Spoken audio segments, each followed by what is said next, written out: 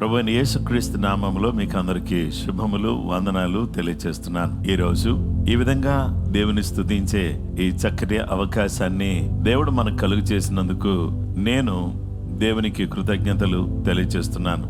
మనల్ని దేవుడు చక్కగా నడిపిస్తూ, పోషిస్తూ, ఆదరిస్తూ ప్రతినిత్యం కూడా మనకు తోడుగా ఉండి, మనకు అండగా ఉండి, మనకు నీడగా ఉండి, మన పక్షంగా ఉండి, మనతో నిలబడి మన యుద్ధాలన్నీ ఆయన పోరాడుతూ ఆయన సన్నిధిలో మనం ఉండాలని కాంక్షిస్తున్న యేసు క్రీస్తు ప్రభువారి యొక్క దయ, ప్రేమ, వాత్సల్యత ఎంత గొప్పది. ఇది నాన్న ఆ శక్తిగల దేవుని యొక్క సన్నిధిలో మనం నిలిచి ప్రార్థించుకునే ఈ చక్కటి అవకాశాన్ని దేవుడిచ్చినందుకు దేవునికి స్తోత్రం. మనం అందరం కలిసి ప్రార్థన చేసుకుందాం. సర్వశక్తి మికిలి కనికరం కలిగిన గొప్ప తండ్రి, మీ కుమారుడైన యేసు క్రీస్తు ప్రభువారి ద్వారా మాకు అనుగ్రహించిన ప్రతి ఆత్మ సంబంధమైన ఆశీర్వాదాలను బట్టి, ఇహలోక సంబంధమైన దీవెనలను బట్టి నీకు స్తోత్రం చెల్లిస్తున్నాం. ఈ తరుణంలో మేమందరం కూడా నిన్ను స్తుతించి ఆరాధించటానికి, నీ వాక్యాన్ని ధ్యానించటానికి కృప మాకు దయచేయమని యేసు నామములో అడుగుచున్నాము తండ్రి, ఆమేన్.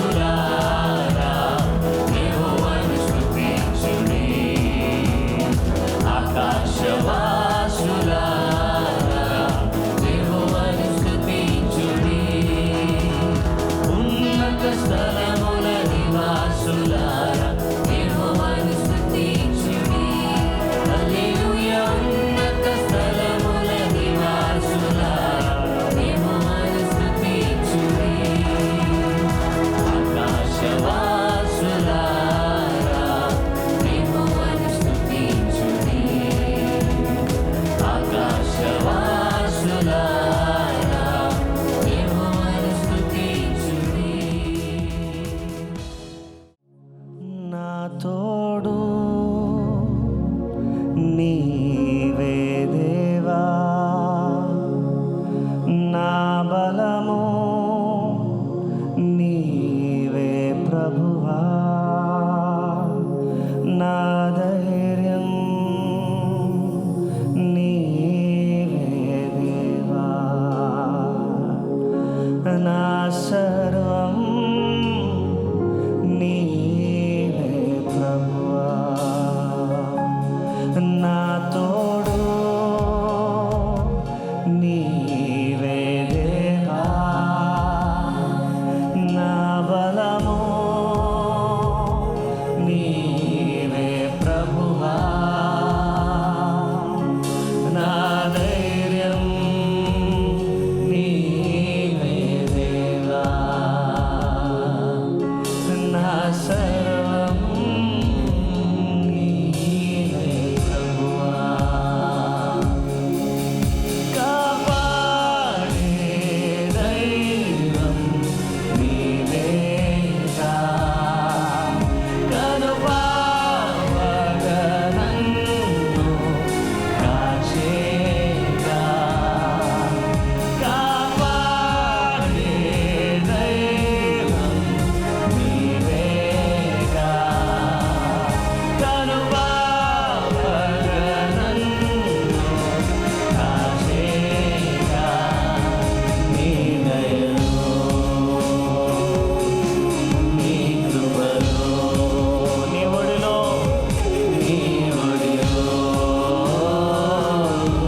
నన్నిలలో నీ దయా నీ దయలో నీ కృపలో యేసయ్యా, నీ ఒడిలో నన్నిలలో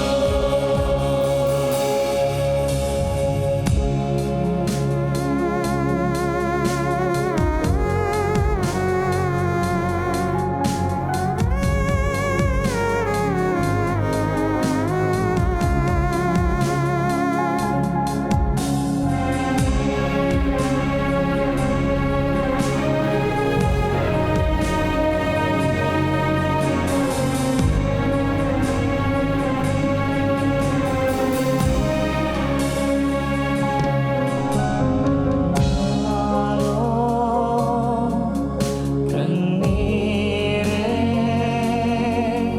నీ వైపే చూడగా, నీవే యేసయ్యా, సంతోషం నిండగా, నిట్టూర్పు లోయలలో గాఢాంధకారములో నీవే నాండగా, నన్ను బలపరచగా,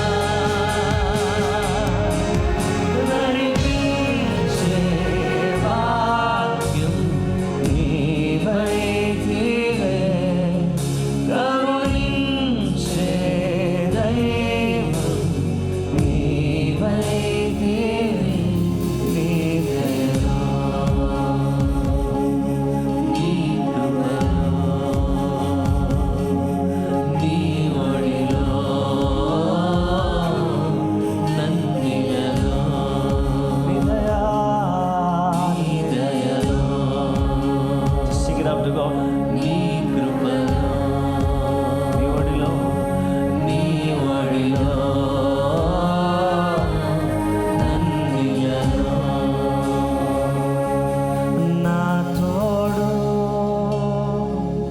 నీవే దేవా, నా బలము నీవే ప్రభువా, నా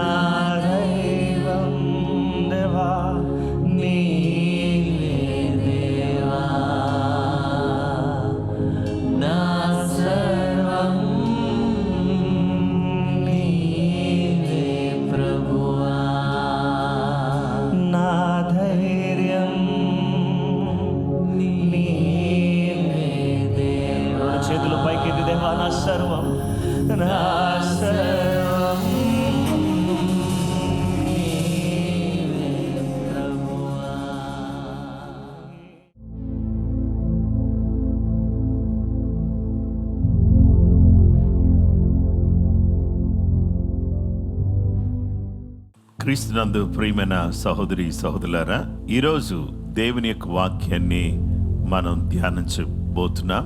మన ధ్యానాంశము ఆసక్తితో సేవించుము, సర్వ్ విత్ ప్యాషన్ అనే అంశాన్ని గురించి మనం దేవుని వాక్యాన్ని ధ్యానం చేద్దాం. గలతీయులకు రాసిన పత్రిక 4:18 నేను మీ యొద్ద ఉన్నప్పుడు మాత్రమే గాక ఎల్లప్పుడూ మంచి విషయములలో ఆసక్తిగా నుండుట యుక్తమే. Galatians chapter 4:18. But it is good to be jealous in a good thing always, and not only when I am present with you. దేవుని సేవించే విషయంలో ఆసక్తిగా ఉండడం మంచి విషయాలు, అంటే దేవుని సేవించటం మంచిది. 92వ కీర్తన 1వ వచనంలో అంటాడు, యెహోవాను స్తుతించడం మంచిది అని. మహోన్నతుడా, నీ నామమును కీర్తించుట మంచిది.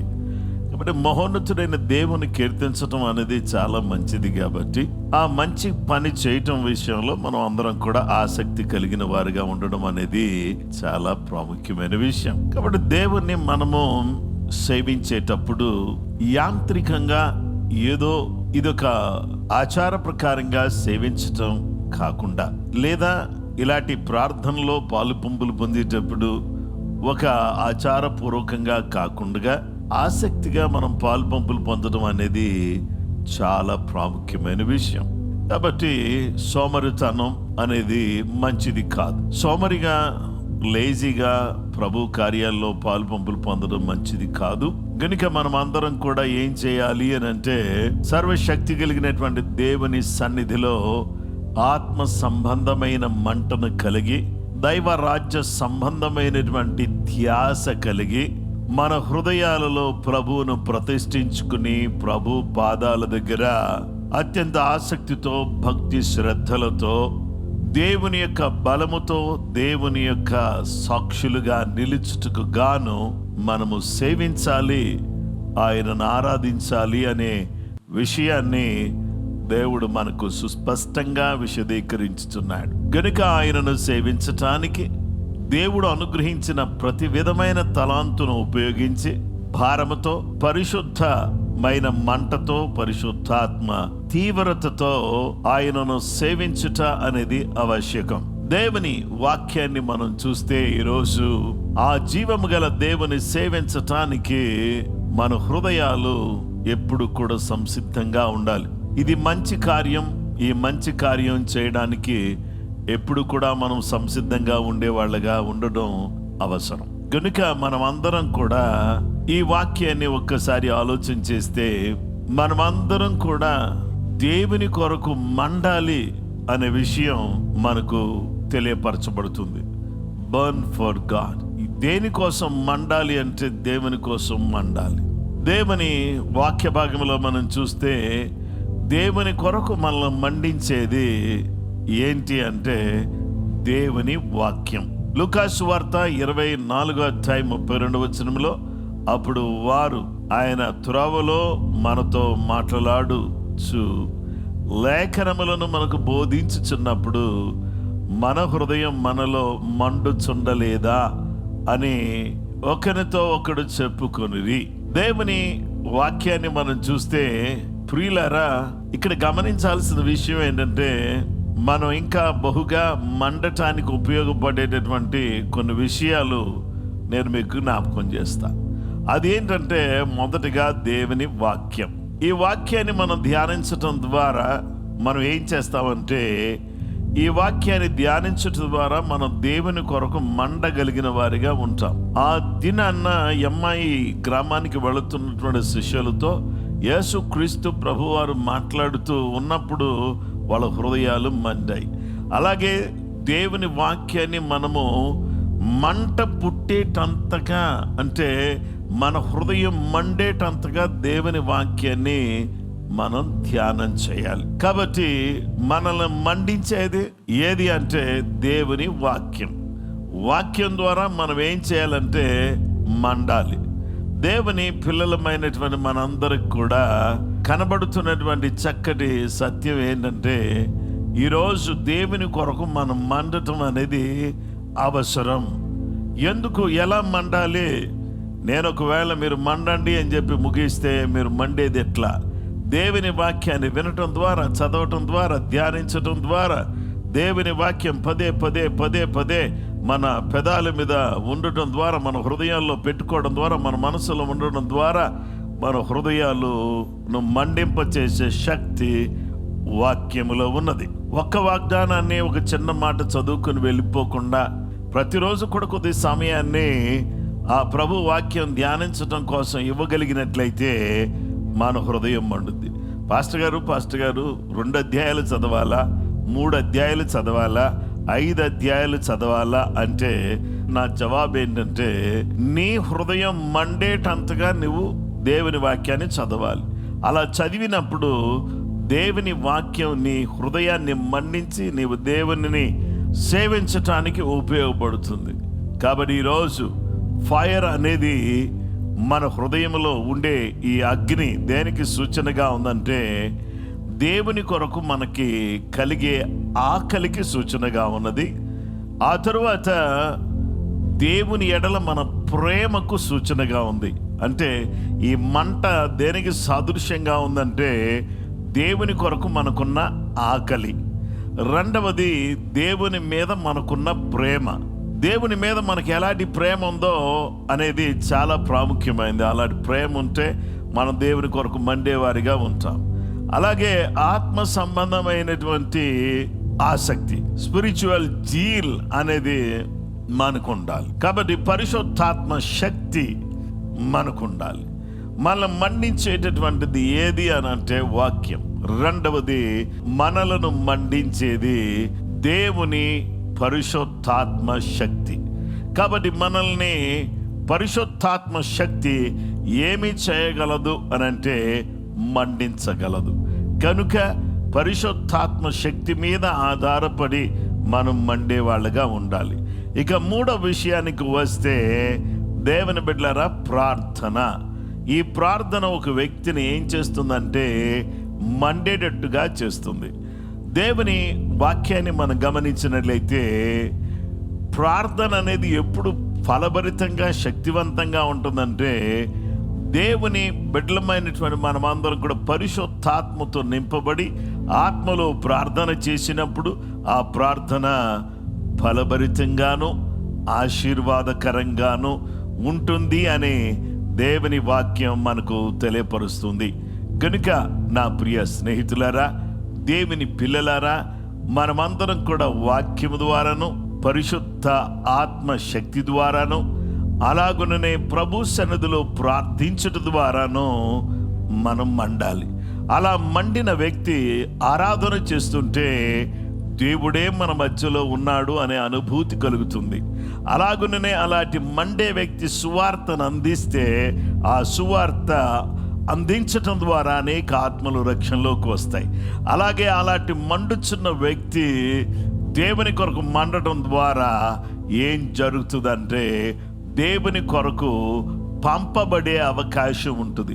మండుచున్న పొదను చూచినటువంటి మోషే జీవితాన్ని మనం గమనించినట్లయితే ఈ మండుచున్న పొదను అతను చూచి ఆ పొద దగ్గర దేవుని ప్రత్యక్షత పొందుకుని దేవుడు అతనితో మాట్లాడిన విధానాన్ని అతడు ఎరిగిన వాడై ఐగుప్తు దేశానికి వెళ్ళి ఐగుప్తులో ఉన్నటువంటి ప్రజల బానిసత్వాన్ని విడిపించి వారిని అరణ్యములో నడిపించి వాగ్దాన భూమిలోకి చేర్చాడు. అవును, నిజమే. మంట అనేది ఏం చేసిందంటే ఆ ప్రత్యక్షత తన ముందుకు నడిపించింది. అలాగుననే యిర్మీయా కూడా తన దేహంలో నేను ఈ వాక్యాన్ని చెప్పను, నేను వాక్యాన్ని చెప్పలేనంటే ఆ వాక్యం తన హృదయాన్ని మండించిందిగా ఉంది. అవును, నిజమే. అది లోపల నా ఎముకల్లో అది మండుచున్న ఒక అగ్నిలాగా ఉంది. నేను చెప్పను అని చెప్పేసి నేను అంటే అది నా వల్ల కాదు అని ఎవరు చెప్పారంటే యిర్మీయా చెప్పాడు. అలాగుననే దేవుని బిడ్డలారా, ఏలియా కర్మెలు పర్వతం మీద ప్రార్థన చేయగా కర్మెలు పర్వతం మీద దేవుడు ప్రార్థన ద్వారా అగ్నిని కురిపించి ఆ అగ్ని ద్వారా అతని బలిని అంగీకరించినట్లుగా దేవుని వాక్య భాగంలో మనం చూస్తున్నాం. మోషే జీవితంలో అగ్ని కనిపిస్తుంది, ఇర్మియా జీవితంలో అగ్ని కనిపిస్తుంది, ఏలియా జీవితంలో అగ్ని కనిపిస్తుంది. అయితే ఈరోజు నా ప్రియమైనటువంటి సహోదరి సహోదరులారా, ఇది నాన్న మన జీవితంలో ఏం కనబడాలంటే అగ్ని. మనం ఆసక్తితో ఒక మంటతో ప్రార్థన చేయాలి. దేవునిని పాటలు పాడుతుంటే ఎలాగంటే మనం అందరం కూడా ఒక మంటతో పాడాలి, ఒక నూతనమైన ఉల్లాసంతో. ఏదో పాడుతున్నాములే అని అలాగా పాడటం కాకుండా పాడేటప్పుడు మనలో మంట ఉంటే ఆ పాటే వేరుగా ఉంటుంది. అలాగే మనం బోధించేటప్పుడు, వాక్యం చెప్పేటప్పుడు మనలో లోపల మంట ఉందనుకో, ఆ చెప్పే తీరు వేరే ఉంటుంది. అలాగుననే దేవుని బిడ్డలమైనటువంటి మనము ప్రార్థించేటప్పుడు మంట కలిగినటువంటి వారం మనం ఏం చేస్తామంటే, ప్రభువా చేరుకొనుటకు, తప్పించుటకు, ఉజ్జీవింపచేయుటకు, పంపుటకు, దేవా మీ కృప మాకు దయచేయండి అని మనం ప్రార్థన చేస్తాం. దేవుని బిడ్డలారా, అనేక మందిని చేరుకోవాలి ప్రభువా, అనేక మందిని తప్పించాలి నాయన, అనేక మందిని కొరకు సిద్ధపరిచి ఉజ్జీవింప చేయాలి ప్రభువా, అనేక మందిని పంపాలి ప్రభువా అనేటటువంటి ఆ పంపుట కొరకైనటువంటి ఒక మంచి ఆలోచన, ఒక మంచి తలంపు, మంచి మంట, ఆసక్తి మనలో పుట్టుకొస్తాయి.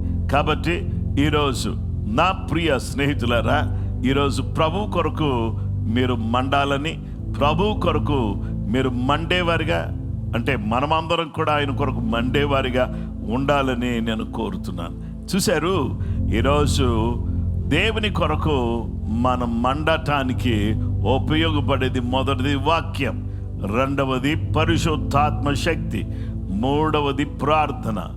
ఈ మూడుని ఉపయోగించి మనం దేవుని కొరకు మండినప్పుడు మన ఆరాధన కానీ, మన యొక్క ఆత్మీయ జీవితం కానీ, మనం సువార్త అందించడం కానీ ఏది చేసినా ఫలభరితంగా ఉంటుంది. ఈరోజు దేవునిని ప్రార్థించేటప్పుడు, దేవా నీ కొరకు మండుతూ, నీ కొరకు బలమైనటువంటి ఆసక్తి కలిగి నేను సేవించేటటువంటి వ్యక్తిగా నేను ఉండడానికి నాకు సహాయం చేయండి ప్రభు అని మనమందరం కలిసి ప్రార్థన చేసినట్లయితే నిశ్చయంగా దేవుడు మనల్ని మండించడానికి ఇష్టపడుతున్నాడు. ఏదో కూల్గా సేవ చేయాలని దేవుడు కోరట్లేదు.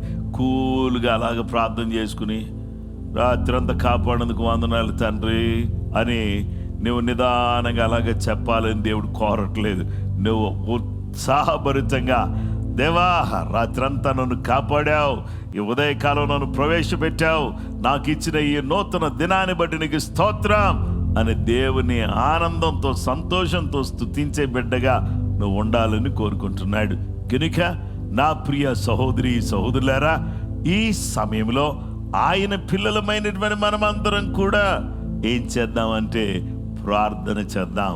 ప్రభువా నన్ను మండించుము, ప్రభువా నన్ను మండించుము, ప్రభువా నన్ను నడిపించుము, ప్రభువా నన్ను చేర్చుము అని ఈ మూడు విషయాలు మనం ప్రార్థన చేద్దాం. ప్రభువా నన్ను మండించుము, నన్ను నడిపించుము, నేను చేరవలసిన గమ్యానికి నీ మంటతో నన్ను చేర్చు ప్రభువా, నన్ను వాడుకో నాయనా అని ప్రార్థన చేద్దాం.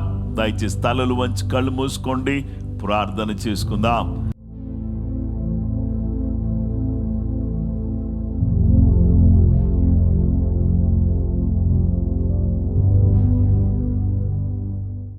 మహోన్నతుడమైన మా తండ్రి, సర్వశక్తి కలిగినటువంటి మా గొప్ప దేవ, నీ పాదాలు కెన్లేని వందనాలు, స్తోత్రాలు, స్తుతులు, ఘనత, మహిమ, ప్రభావములు మీకు ఆరోపిస్తా ఉన్నాం. ఈరోజు ఆసక్తితో సేవించుము అనే చక్కటి అంశం ద్వారా నీ కొరకు మేము మండేవారిగా ఉండడానికి సహాయం చేయండి. నీ దయ, నీ వాత్సల్యత, నీ కనికరం మాతో కూడా ఉంచండి. నమ్మదగిన దేవా, నీ పాదాలకు ఏం లేని వందనాలు, స్తోత్రాలు. వాక్యం ద్వారాను, ఆత్మ ద్వారాను, ప్రార్థన ద్వారాను మేము నీ కొరకు మండుతూ నాయన జీవించడానికి సహాయం చేయండి. ఈ గ్రామమునకు వెళుతున్న శిష్యుల హృదయాలను మండించిన వాడా, మండుచున్న పొదలో నుంచి ప్రత్యక్షమైన వాడా, ఇర్మియాను వాక్యముతో మండించిన వాడా, ఏలియా అర్పించిన బలిపీఠం మీదకి అగ్నిని దింపినవాడా, ఈరోజు నీ ఆత్మ అగ్ని చేత, బలము చేత, శక్తి చేత మేము నీ కొరకు మండుతూ ఆసక్తి కలిగి ప్రార్థించడానికి, ఆసక్తి కలిగి నీ పనులు చేయడానికి, ఆసక్తి కలిగి పరిచర్య చేయడానికి, ఆసక్తి కలిగి పనులు చేసి అత్యంత ఆత్మీయంగా బలంగా మీ కొరకు నిలబడడానికి సహాయం చేయండి.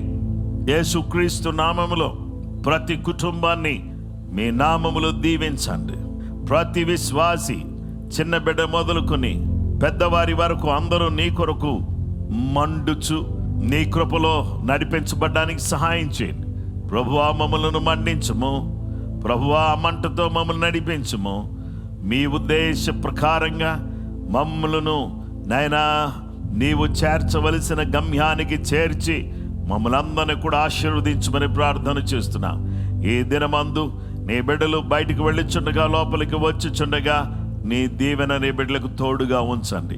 వారు చేస్తున్న ప్రతి పని మీద నీ ఆశీర్వాదాన్ని ఉంచండి. యేసుక్రీస్తు నామములో వారు చేసే ప్రతి ప్రయత్నములో జయము కలిగించండి. ఉద్యోగములో, వ్యాపారములో, పిల్లల చదువుల్లో, యవన బిడ్డల యొక్క చదువుల్లో మీరు తోడుగా ఉండండి. అందరూ చక్కగా చదువుకోవడానికి సహాయం చేయండి. ఉన్నతమైన ప్రమాణాలతో జీవించడానికి సహాయం చేయండి. మా జీవిత కాలమంతా దావీదు చెప్పినట్టుగా చిరకాలము నేను యెహోవా మందిరములో నివాసము చేసేదను అన్న మాట ప్రకారంగా మేము నీ సన్నిధిలో నిలిచి నీ కొరకే బ్రతకడానికి సహాయం చేయమని ఆసక్తితో నీ పనులు చేసేవారిగా, పరిచర్య చేసేవారిగా, ప్రార్థన చేసేవారిగా, ప్రభువా ఆసక్తి కలిగినటువంటి బిడ్డలుగా మమ్మలను తీర్చిదిద్దండి. మా ఆసక్తి మాలో చల్లారిపోకుండా, అది నైనా సన్నగిల్లిపోకుండా, అది రోజు రోజుకి నైనా ఒక నూతనమైన ఉత్తేజాన్ని కలిగినటువంటి వారమై ఒక నూతనమైన విధానములో మేము సాగటానికి కావలసిన కృప మా అందరికీ దయచేయమని యేసు నామములో ప్రార్థించి స్తుతించి వేడుకొనుచున్నాము పరలోకపు తండ్రి, ఆమేన్. అందరికీ ప్రైజ్ ది లార్డ్ అండి. ప్రభు మిమ్ములను మీ కుటుంబాలను సమృద్ధిగా దీవించును గాక. కృప మీకు తోడయును గాక. ఆమేన్.